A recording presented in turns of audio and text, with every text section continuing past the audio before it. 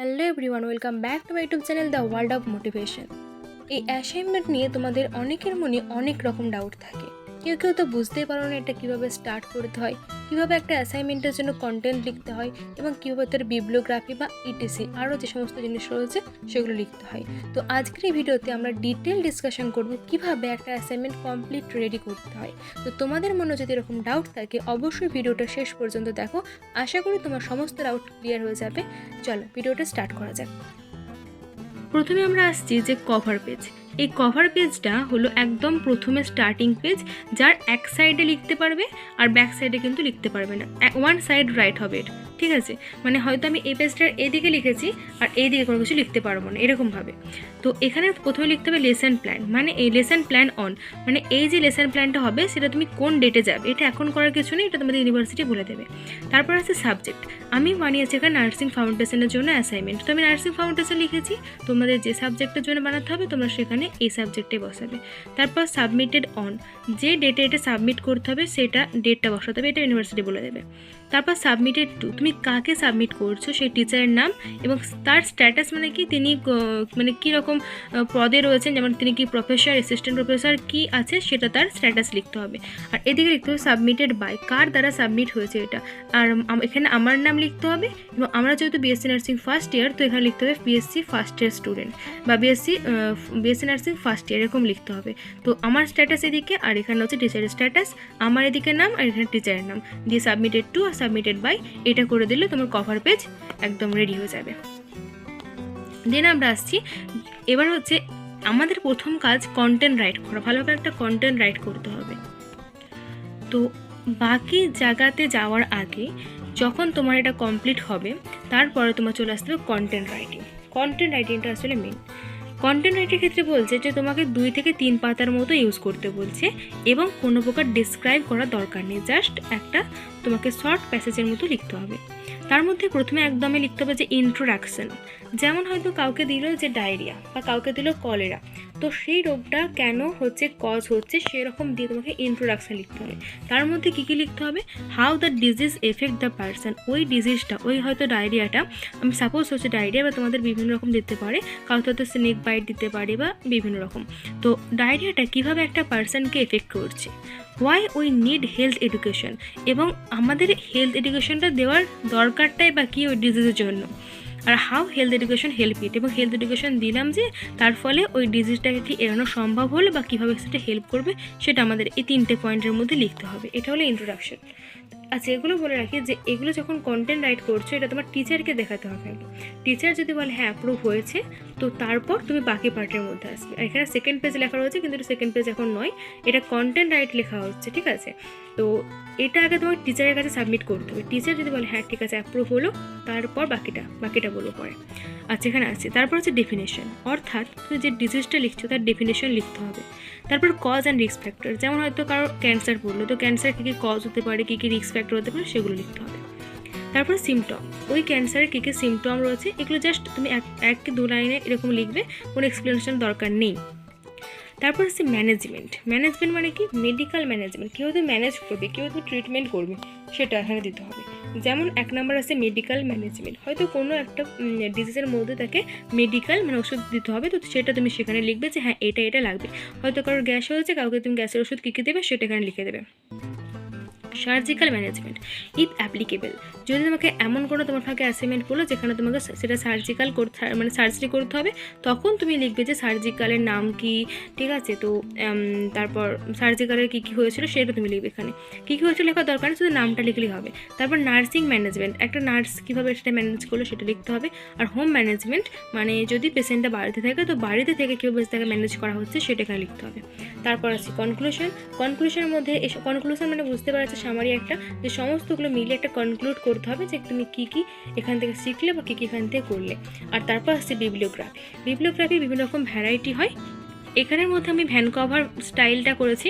যেমন এখানে van cover স্টাইলের মধ্যে কীরকমভাবে লিখতে হয়, প্রথমে অথরের নাম লিখতে হয়। অথরের নামটা এরকমভাবে নয় যে আমার নাম যেমন জাসমিনা পারভিন, তো আমাকে লিখতে হবে পারভিন যে, এরকমভাবে। যেমন কাতোয়াল, আমার বইটার নাম হচ্ছে জয়তী কাতোয়াল, তো আমি লিখলাম কাতোয়াল যে। তারপর হচ্ছে টাইটেল লিখতে হবে, যেমন আমার বইটার নাম হচ্ছে text book of nursing foundation, তো এভাবে লিখলাম। তারপর লিখতে হবে এডিশন, কত নাম্বার এডিশনে লেখা রয়েছে, তো এটা আমাদের লিখতে হবে যে এডিশন নাম্বারটা। যেমন আমার যে বইটা সেটা হচ্ছে সেকেন্ড এডিশন, তো আমি সেকেন্ডের বলে লিখবো। এটা ফলো করুন, এটা একটু ভুল আছে, ঠিক আছে, আমি এটা ক্লিয়ারটা দেখাচ্ছি পরে। তো তারপর রয়েছে প্লেস অফ পাবলিকেশন, মানে কোথা থেকে পাবলিক হয়েছে। যেমন আমাদের জয়তী কাতোয়াল বইটা দেখবে মোহাল থেকে পাবলিক হয়েছে। তারপর হচ্ছে পাবলিশার, কে পাবলিশ করেছে। জয়তী কাতোয়ালের কথাই বলি, সেটা হচ্ছে ভিশন হেলথ সায়েন্স, এটা হচ্ছে পাবলিশ করেছে, তো ওখানে পাবলিশারের নামটা লিখবে। দিয়ে হচ্ছে ইয়ার কত, মানে কোন বছরে তোমার হচ্ছে যে এটা রিপাবলিশ হয়েছে, বা এডিশনটা কত বছর, আমরা 2024 লিখে দিয়েছি। তো তোমাদের যেটা সেটা লিখবে। আর দেন হচ্ছে পেজ নাম্বার, মানে কত নাম্বার পেজে এটা রয়েছে। তো এই বিবলিওগ্রাফিটা একদম সেম ফরম্যাটে লিখতে হবে, যেখানে যেখানে ডট রয়েছে সেখানে ডট দিতে হবে। তাহলে অথরের পর ডট, টাইটেলের পর ডট, এডিশনের পর ডট, প্লেস অফ পাবলিকেশনের পর ডট, পাবলিশারের পর হচ্ছে ইয়ার, তারপর হচ্ছে যে পেজ নাম্বার। আচ্ছা, এটা এখানে দেওয়া আছে যে প্লেস অফ পাবলিকেশন, তারপর এখানে কোলন দিতে হবে, কোলনের পর পাবলিশার, দেন আসছে ইয়ার, দেন পেজ নাম্বার।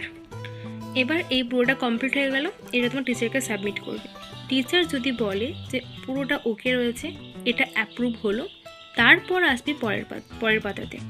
এবার তোমাদেরকে করতে হবে সেকেন্ড পেজ। এটা যখন হয়ে গেল তখন এটা এখানেই রাখো, ব্যাপারটা ক্লোজ করো। এবার বাকিটাকে সাজাও। তাহলে সাজানোর জন্য একদম প্রথমে কভার পেজ। আচ্ছা, বলে রাখি যে কভার পেজটা কিন্তু তোমাকে, আমরা যে এইটা পড়ছি এটা কিন্তু একটা আমাদের প্র্যাকটিক্যাল বই পাওয়া যায়, যেটা লগবুক বলে, তো সেটা আমাদেরকে কিন্তু কিনতে হবে। এই মুহূর্তে আমার কাছে এখন নেই, হয়তো দেখাতাম, তো সেটার মধ্যে তোমাদেরকে এগুলো সব লিখতে হবে। তাহলে এবার আসি, অ্যাপ্রুভ হয়ে যাওয়ার পর আমরা কি করব। যখন অ্যাপ্রুভ হলো, তারপর প্রথমে আমরা বানাবো কভার পেজ। তারপরে কিন্তু এখন আর কন্টেন্টটা আপাতত লিখছি না। এরপর আসছি আমরা ফার্স্ট পেজে কী লিখবো। অ্যাপ্রুভ হয়ে গেছে, এবার ফার্স্ট পেজে কী কী লিখবো। ফার্স্ট পেজে প্রথমে লিখবো যে সাবজেক্ট, কি সাবজেক্টের ওপর আমরা হচ্ছে যে অ্যাসাইনমেন্টটা লিখছি, যেমন নার্সিং ফাউন্ডেশন। সাবজেক্টের পর আসছে টপিক, কোন টপিকের ওপর আমি লিখছি। যেমন আমার হচ্ছে টপিক হয়তো স্নেক বাইট, তো স্নেক বাইটের ওপর টপিক লিখলাম। ভেন্যু, কোথায় তুমি সেটা করতে যাবে, এটা তোমার ডিফাইন করবে তোমার ইউনিভার্সিটি, তোমার কলেজের ওপর। তারপর আছে ডেট অ্যান্ড টাইম, কোন ডেটে এটা হবে এবং কোন টাইমে তুমি করতে যাবে। এগুলো এখন কিছু না, সেটা তোমার টিচাররা বলে দেবেন। তারপর হচ্ছে ডিউরেশন, এটা ডিউরেশন ম্যাক্সিমাম 10 to 15 মিনিটও হয়ে থাকে ন্যাচারালি। তারপর প্রিভিয়াস নলেজ, এবার আমরা পেশেন্টদেরকে আস্ক করবো যে ওই ডিজিজটার ব্যাপারে একটা পেশেন্টের কী কী প্রিভিয়াস নলেজ রয়েছে। তারপর আসছে মেথড অফ টিচিং, তুমি কোন মেথডে টিচিং করছো, যেমন হতে পারে তুমি পিপিটি শো করছো, বা হতে পারে তুমি ব্ল্যাকবোর্ডে দেখাচ্ছ, বা হতে পারে তুমি লেকচার কাম ডিসকাশন করছো।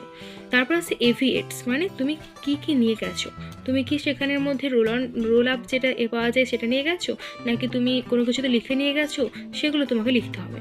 তারপর আসছে যে নেম অফ স্টুডেন্ট টিচার, মানে এখানে আমার নাম লিখতে হবে কারণ আমি স্টুডেন্ট টিচার। আর নেম অফ সুপারভাইজার, মানে এখানে টিচারের নাম লিখতে হবে যার সুপারভাইজার আমরা গেছি ওখানে, ঠিক আছে। এবারে তো জেনারেল অবজেক্টিভ, মানে আমি ওখানে গিয়ে কী কী অবজার্ভ করলাম পুরো জেনারেলি এটা লিখতে হবে। আর স্পেসিফিক অবজেক্টিভ, মানে আমি ওখানে যাওয়ার পর কী কী স্পেশাল ছিল, মানে কী কী স্পেশাল আমরা শিখতে পেরেছি সেগুলো সেখানে লিখতে হবে। এটা হলো আমাদের first page. After completing first page, এবার আমরা আসবো সেকেন্ড পেজ।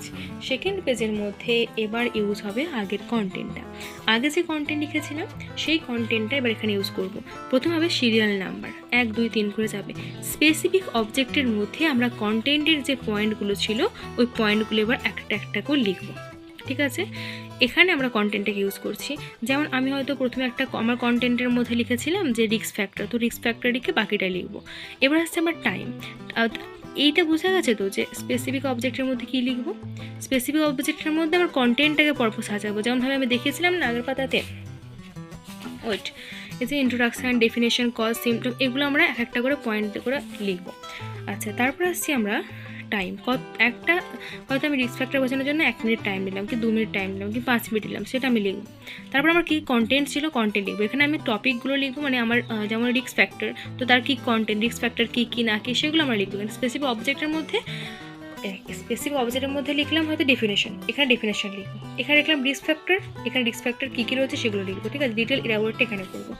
তারপর হচ্ছে যে টিচিং লার্নিং অ্যাক্টিভিটি, মানে কী পদ্ধতির মাধ্যমে টিচিংটা করছি। এভিএটস আর মেথড অফ টিচিং। এভিএটস বলতে বোঝালাম যে তুমি কোনটা ইউজ করছো, যেমন চকে করছো কি ব্ল্যাকবোর্ডে করছো কি পিপিটিসও করছো সেটা। আর মেথড অফ টিচিং হচ্ছে তুমি কীভাবে টিচ করছো, যেমন লেকচার কাম ডিসকাশন এখানের মধ্যে হতে পারে। আর ইভ্যালুয়েশন মানে কি, এই সমস্তগুলো থেকে কী কী ইভ্যালুয়েট করলে সেই ইভ্যালুয়েশনের মধ্যে তোমাকে শর্টে এগুলো লিখতে হবে। আর এই পুরোটা যে তুমি করবে সেটা কিন্তু 2 থেকে 3 পেজের মধ্যে করতে হবে, তার বেশি আর না যায়।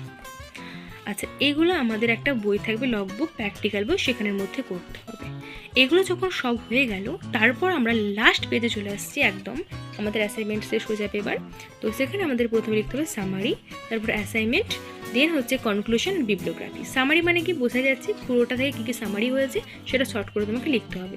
অ্যাসাইনমেন্ট মানে হলো যে তুমি পেশেন্ট থেকে কিছু কোশ্চেন করেছিলে, সেই কোশ্চেনে তারা কী কী অ্যান্সার করেছিল সেই অ্যান্সারটা লেখার দরকার নেই, তুমি কী কী কোশ্চেন করেছিলে, তুমি কি তাদেরকে কি অ্যাসাইনমেন্ট দিয়েছিলে সেটা তুমি এখানে লিখবে।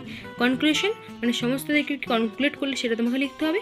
আর বিবলিওগ্রাফি, যেটা আগে দেখালাম সেম একই প্রসেসের মধ্যে তোমাকে বিবলিওগ্রাফিটা লিখতে হবে। তো এই ছিল আমাদের। আর হ্যাঁ, বলে রাখি যে যখন তুমি পেজটা শেষ করছো তখন কিন্তু এই পেজ হয়তো লিখলাম, আর এর পরের পেজে মানে এই পেজটাতে কিন্তু আর কিছু লিখতে পারবো না, ফাঁকা রাখতে হবে। এই পেজে লিখবো, এই পেজে লেখা যাবে না। কভার পেজেও সেম, কভার পেজ হয়তো এদিকটা লিখলাম, তো আমি উল্টো দিয়ে কিছু লিখতে পারবো না। আর যেটা শেষ পেজ হবে, তো শেষ পেজেও একই, যে ওয়ান সাইড মানে কভার পেজ আর লাস্ট পেজ এগুলো ওয়ান সাইড লেখা হবে, আর বাকিগুলো কিন্তু এদিক ওদিক করে লেখা যাবে। যেটা আমি কন্টেন্ট লিখবো সেখানে হচ্ছে ঠিকইভাবে দুদিকে লেখা, বোথ সাইড লেখা, এটা কিন্তু করা যাবে। এটা হয়ে গেল আমাদের কমপ্লিট হচ্ছে অ্যাসাইনমেন্ট। এটা যদি তোমাদের বুঝতে কোনো জায়গায় প্রবলেম থাকে অবশ্যই কমেন্ট করো, আমি সবাইকে অবশ্যই রিপ্লাই দেবো।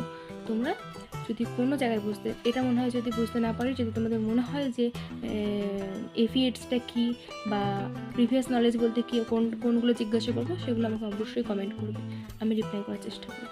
ওকে, বাই।